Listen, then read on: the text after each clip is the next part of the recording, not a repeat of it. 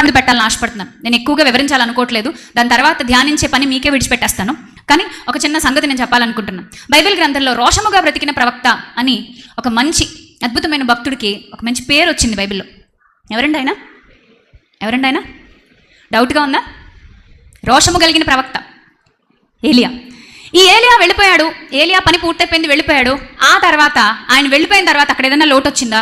లేదంటే ఆ పనిని భర్తీ చేసేంతటి ఒక అద్భుతమైన వ్యక్తిని దేవుడు అక్కడ ఏర్పాటు చేసుకున్నాడు. ఎవరైనా?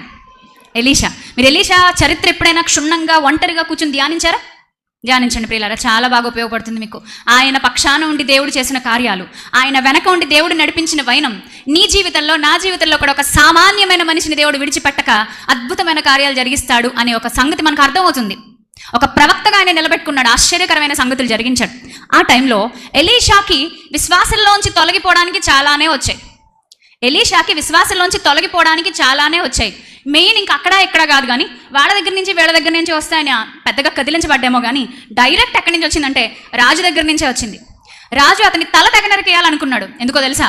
ఎలీషా వెళ్ళి డైరెక్ట్గా రాజు చేసేది తప్పు అని అతనికి హెచ్చరించాడు. సమాజంలో ఒక కొటేషన్ ఉంటుంది, యథార్థవాది లోక విరోధి. మంచి చెప్పేవాడు ఎప్పటికీ కూడా మంచితనాన్ని మూట కట్టుకోలేడు, మంచి చెప్పేవాడు ఎప్పటికీ చెడ్డవాడుగానే మిగిలిపోతాడు.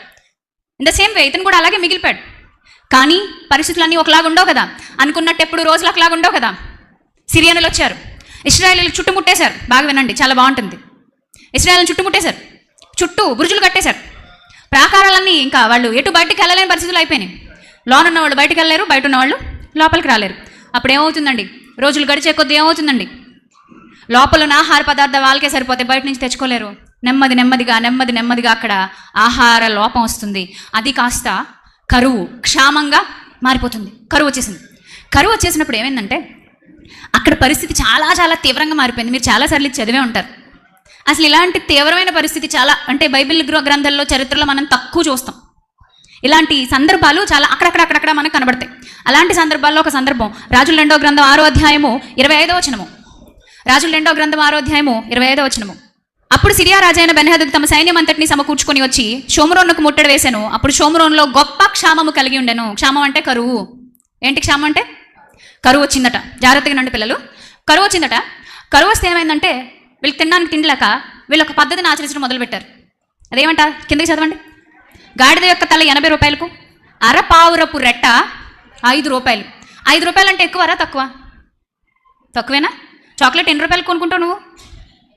రూపాయి ఇస్తాను, వెళ్ళి కొనుక్కొని వస్తావు స్నాక్స్. తక్కువ ఎక్కువ? సరిపోవా నీకు? నీ గొండీలకు సరిపో ఉంటుంది. వీళ్ళకి 5 రూపాయలు చాలా తక్కువ.